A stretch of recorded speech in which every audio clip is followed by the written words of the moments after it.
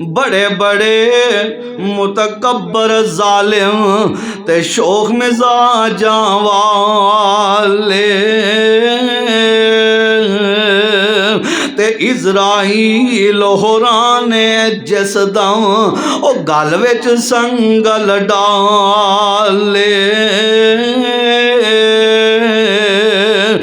कोई ना बोलिया जदों सिपाहियां ए मार लिया हथ कड़ियां अज कल आउणगे पकड़न वाले अज कल आउणगे पकड़न वाले ते निकल जासन सब अड़ियां